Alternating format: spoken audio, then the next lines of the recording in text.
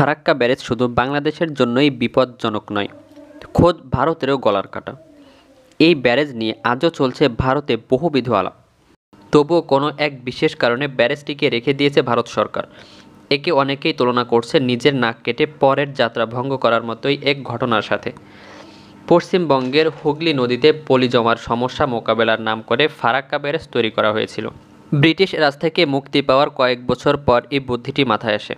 কারণ হিসাবে দেখানো হয় 1950-60 দশকে নদীর তলদেশে প্রচুর পরিমাণে পলি জমা হয়ে কলকাতা বন্দরের কার্যকারিতা হ্রাস পাওয়াকে।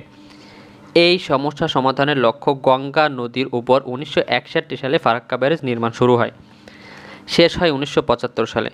ব্যারেজটির মূল উদ্দেশ্য ছিল গঙ্গায় শাখা নদী ভাগীরথীর পানির প্রবাহ বাড়ানো, যাতে নদীর নব্যতা বজায় থাকে এবং কলকাতা বন্দরের কার্যকারিতা পুনরুদ্ধার হয়। তবে এই ব্যারেজ নির্মাণের ফলে বাংলাদেশের উপর ব্যাপক নেতিবাচক প্রভাব পড়ে। বাংলাদেশের নদীগুলোর পানির প্রবাহ কমে যায়, বিশেষ করে শুকনো মৌসুমে নদীগুলো প্রায় শুকিয়ে যায়, যার ফলে বরেন্দ্র অঞ্চলে মরুকরণ শুরু হয়েছে। এতে ফসল উৎপাদনের সংকট দেখা দেয় এবং পুরো অঞ্চলে পরিবেশগত বিপর্যয় ঘটে।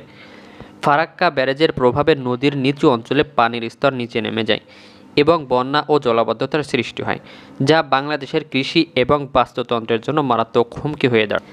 এই সমস্যাগুলো নিয়ে দীর্ঘদিন ধরে বাংলাদেশে আলোচনা হলেও 2016 সালে বিহারের মুখ্যমন্ত্রী নীতীশ কুমার এই ইস্যুটি নতুন করে উত্থাপন করেন।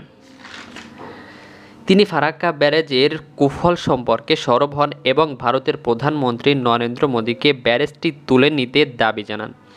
নীতীশ কুমার দাবি করেন, ফারাক্কা ব্যারেজের কারণে গঙ্গায় বিপুল পরিমাণ পলি জমা হয়েছে, যা বিহারকে প্রতিবছর বন্যার মুখে ফেলে দিচ্ছে। যদিও তিনি বাংলাদেশের ক্ষতির বিষয়টি রাজনৈতিক কারণে সরাসরি উল্লেখ করেননি। ফারাক্কা ব্যারেজের বিরোধিতা শুধু বিহারের মুখ্যমন্ত্রীই করেননি, ভারতের সাধারণ জনগণ এবং পরিবেশ সংরক্ষণে নিয়োজিত অ্যাক্টিভিস্টরাও এই বিষয়ে সোচ্চার। এসব ঘটনার মধ্যে স্পষ্ট হয় যে ফারাক্কা ব্যারেজের নেতিবাচক প্রভাব শুধু বাংলাদেশের নয়, ভারতের নিজস্ব অঞ্চলেও প্রকটভাবে প্রতিফলিত হয়েছে।